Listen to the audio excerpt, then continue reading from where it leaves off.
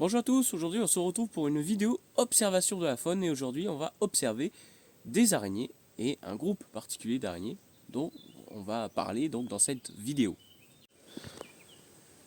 Et la lavande est un excellent exemple. D'ailleurs vous voyez là, il y a pas mal de choses qui se baladent.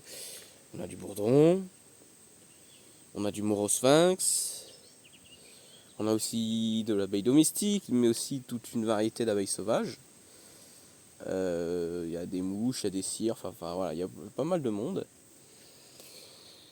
Et il y a aussi, nos petites araignées que l'on cherche.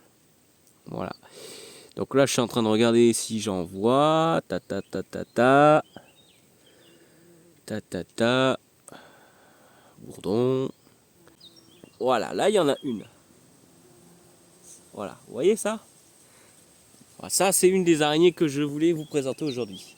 Donc les araignées dont on va parler aujourd'hui, ce sont tout simplement ce qu'on appelle les araignées crabes. Donc c'est un groupe d'araignées qui est spécialisé dans le piégeage d'insectes pollinisateurs, du coup, au niveau des fleurs. Voilà. Donc ce sont des araignées qui ne vont pas construire de toile, mais qui vont directement se servir des fleurs comme piège. Voilà.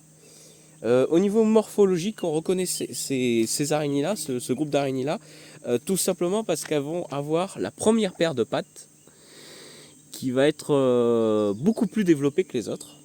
Et il y a des espèces où c'est vraiment très très visible. Donc là, je suis en train d'en chercher. Je vais aussi vous mettre des photos.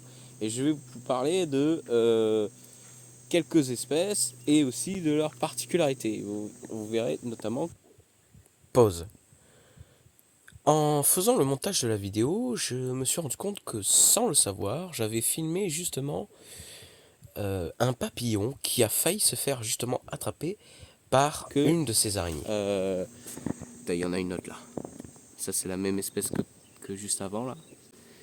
Donc au niveau des espèces, je vais vous présenter deux espèces dans un premier temps, qui sont très faciles à reconnaître et qui sont assez aussi faciles à observer dans les fleurs. La première, c'est l'araignée Napoléon. Alors là, pour l'instant, j'en vois pas. Mais normalement, il y en a pas mal aussi. Pour l'instant, j'en vois pas. Donc l'araignée Napoléon, c'est une araignée qui va avoir un corps noir et qui va avoir un motif facilement reconnaissable au niveau de l'abdomen. En fait, on l'appelle l'araignée Napoléon tout simplement parce que le motif sur son abdomen ressemble plus ou moins à un buste de Napoléon. Voilà, donc je vais vous mettre une photo une photo grossie pour que vous puissiez bien voir.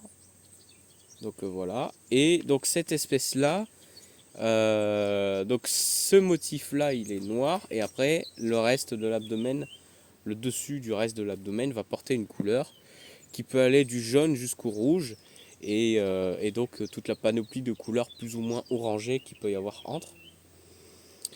Donc voilà, donc ça c'est une des espèces, on va dire, les plus courantes d'araignées crabes.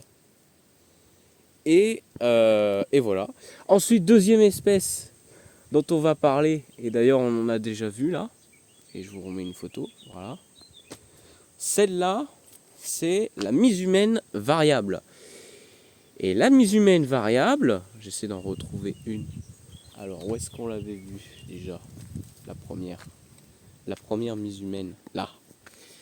Voilà, donc les mises humaines variables, c'est celle-là, là. Voilà. C'est celle qui sont un peu palotes. Voilà. C'est celles qui sont un peu palotes comme ça. Et donc cette espèce-là, elle a une capacité, c'est qu'elle peut tout simplement changer de couleur. Voilà. D'ailleurs, c'est marrant parce que parfois elle change, elle déménage, entre guillemets, on va dire ça. Elle déménage de fleurs. Et elles peuvent par exemple passer d'une fleur d'une couleur à une fleur d'une autre couleur. Et il faut savoir que c'est une araignée qui est capable de changer de couleur, mais ça prend plusieurs jours. C'est pas instantané. Et du coup, parfois, on se retrouve avec, pareil, je vous mets un exemple, une araignée jaune sur une fleur violette, quoi. Alors, c'est ça en fait. C'est une mise humaine variable qui était sur une fleur jaune, qui est passée sur une fleur violette pour tout un tas de raisons, et qui n'a pas encore changé de couleur au moment où vous l'observez, quoi. Mais cette araignée-là, si vous l'observez plusieurs fois dans les jours qui viennent, vous allez voir qu'elle va changer de couleur. Donc mise humaine variable, voilà. Donc l'araignée qui change de couleur, hein, tout simplement. Donc voilà un peu déjà 2 grandes espèces. Après, il y en a plein d'autres, hein. Et c'est à peu près le même principe chez toutes les espèces. C'est-à-dire qu'on se met sur une fleur, avec les pattes avant déployées, vers l'avant justement, pour attraper l'insecte pollinisateur qui aurait la mauvaise idée de venir sur cette fleur-là, et pouvoir le manger tout simplement. Et c'est parfois assez impressionnant parce que c'est des araignées qui sont assez petites, et c'est des araignées qui sont capables de capturer des trucs aussi gros que des bourdons, quoi. Donc c'est quand même assez balèze. Regardez bien dans vos fleurs, dans vos lavandes et tout. Je suis sûr que maintenant que vous connaissez, vous savez que ça existe, vous allez en voir plein de temps en temps dans les fleurs. Vous allez voir, c'est curieux comme bestiole. Je vous invite à les observer.